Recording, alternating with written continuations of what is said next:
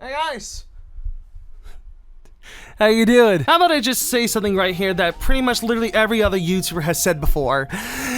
It's been a long time since my last upload. I know it's been about 2 months since I had uploaded my last video. I was taking that time to think about what I was wanting to do with this YouTube channel and wanting to do new stuff to it to keep it a lot more fresh than it's ever been this past year or so. I honestly was getting a little bit tired of the content I was creating and I wanted to do something new to spice it up. So how about I just do something I haven't done in like 3 or 4 years or so? And that's mainly talking about other YouTubers' videos. That's something I haven't really done in a long time, and there is a recent video that has been blowing up that's been discussing about YouTube that I think would be perfect to discuss about. Also, if you're wondering why I'm wearing glasses right now, shut up, I like them, okay? Now, I don't think a lot of you are familiar with the name MamaMax, but I'm pretty sure you'll be familiar with the content he creates, as he's done videos on Sad Satan and Kanye Quest, and he's also done a lot of other videos before, but those are the two main ones I know about him.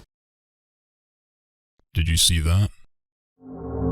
I really do like MamaMax, and I'm not just saying that because I'm going to tear open this recent video that he's done. I actually really do like his content, and it's definitely worth a watch if you're interested in content similar to Blame It on George or even some of my own content. But there's a recent video that he has posted that has a lot of discourse going around it, whether the video was well done or how he handles the subject, and it goes by the name Pick a Side YouTube. Basically, it goes into detail about YouTubers with very incriminating histories, being protected on the platform rather than those that just like to make content like you and me. And while the idea and the whole concept is great, I like this kind of idea where it dives into it and tries to get YouTube to stop it, the video itself wasn't really that great, to say the least. And I'm not just trying to say that to sound edgy, like, oh, Daniel doesn't like a video that shows the incriminating stuff YouTube's doing. No, a lot of people really don't like this video. In fact, a lot of my YouTuber friends, a lot of my own mutuals have been commenting about how the video wasn't really that well done, and at most times is, I hate to say this word, but pretentious. So how about we dive into this video to talk about some of the stuff that is going on within it and whether or not MamaMax did a great job at it. I am debated about whether or not I should even make this video because of the serious subjects that it goes into, but after talking to a couple of friends that are practically being my managers at this point on helping me out with my content, they all said, yeah, go for it because it's an interesting subject, so I'm going to be discussing it here. The first thing I kind of want to just go over is that first point I mentioned, pretension. More specifically, the editing and the whole aesthetic of the entire video.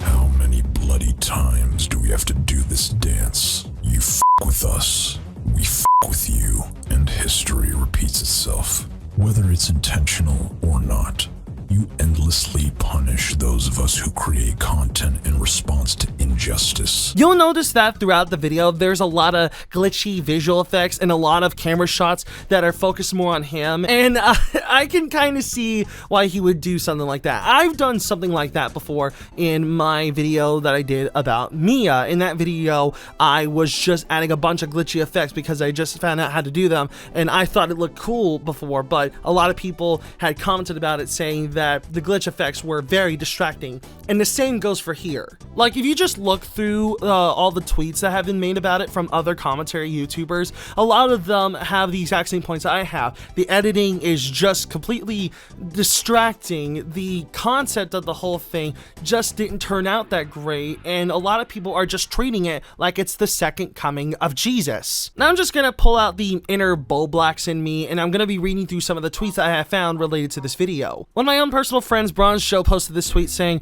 after watching the hashtag Pick a Side YouTube video, I'll say that the intentions are noble, but the execution is way off, and shit like this needs to be handled with more care and less theatrics than the guy is using. And I 100% agree with that. The theatrics and the whole aesthetic of the entire video was very distracting, and it really didn't help with its case. Another mutual of mine, Tipster, posted this tweet saying, seeing people praise this hashtag pick a side YouTube video like it's the second coming of Jesus is insane. It's a terrible video where MamaMax uses a hot button issue to air out his personal grievances with YouTube as a platform, uses comments from the creators he intentionally left in dark regarding his true intentions with the video, then proceeds to put other creators on blast regarding his personal issues with them, and demands they signal boost this cause as a form of apology to him. Post-production update, as I'm writing this, there's a feud that's going on between Tipster and MamaMax. I don't know it's ever been cleared up yet, but both of them have been feuding ever since Tipster tried to do an interview with MamaMax and then it all got called off. I would also show you a bit of it, but unfortunately, as of right now, Tipster's Twitter account is completely shut down. Nobody knows what's going on or why it's taken down, but we hope it gets reinstated soon. Post-production update of the post-production update. It's back up now. But Turkey Tom actually did a podcast interview with MamaMax, so I recommend you go check that out, which will be in the description below. I just thought to let people know before I get comments about it, so please just go check all that out. Anyway, on with the video. I'm not going to read the whole thread, but he does a really good job just tearing into it. And yeah, again, I agree with him. MamaMax actually mentions this in his video that the YouTubers that were featured in this video, he didn't tell them what they were going to do with it. And I'm going to be honest, that shit's pretty scummy.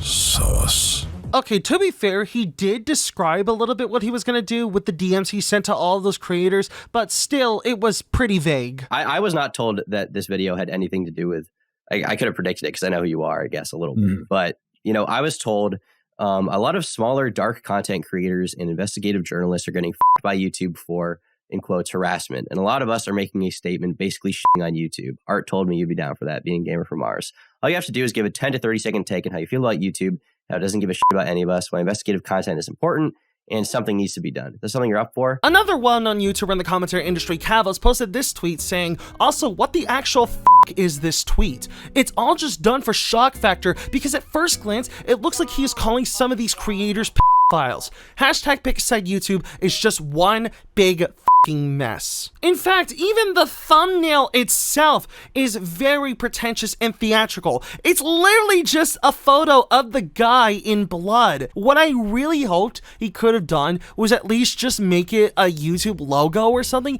He could have just simply used the YouTube logo and that could have been perfectly fine, but no, it had to be his face covered in blood. I don't like that. I never really tear apart a YouTuber like this before because honestly, it's really unfair, but I cannot help but tear into this guy because of how he is handling the entire subject. And not only that, but the YouTubers he decided to put in this video are just complete messes in and of themselves. More specifically, Chris Hansen, the guy that is mostly well known for f***ing up the Onision situation. And I'm not the only one that thinks this too about this tweet because a lot of people were also making jokes about it. I've mostly seen Nicholas the Oreo, Boblax, and again Bronze Show make jokes about them, and a lot of them are really funny. In my honest opinion, I enjoy what he's trying to do, and I like that he's trying his best to make YouTube a better platform, but the way he handles it with the theatrics, and I hate to say it, but the pretension, and just the way that he markets the whole thing, I just don't like it. In fact, this not only applies to this video, but also kind of his entire channel as a whole. He's recently changed his videos to be in this gory video game Hotline Miami looking aesthetic, and he's been changing some of his recent videos and older videos to have file extension instead of like just a single word and then a file extension after it, which I guess looks cool, but it makes you look like a knockoff of Disrupt. Now, I get it. I can kind of see why he kind of falls off a bit when it comes to this kind of subject, because I've done this before. I don't know if I've already said it before, but the Mia incident, that video was very glitchy and distorted throughout the whole thing, and it was very distracting, and I guess the same can go for my Discord incident video, which, keep in mind, was the last time I ever talked about a subject like this. But in all seriousness, if you're going to be handling a subject like this, for the love of God, handle it with care, because this is a very serious subject that discusses the lives and the torments of other people, including those that are very young. So please, handle this kind of subject with care. So I guess my final thoughts on the video, again, I like the intent he was trying to go for. I just don't like how he handled it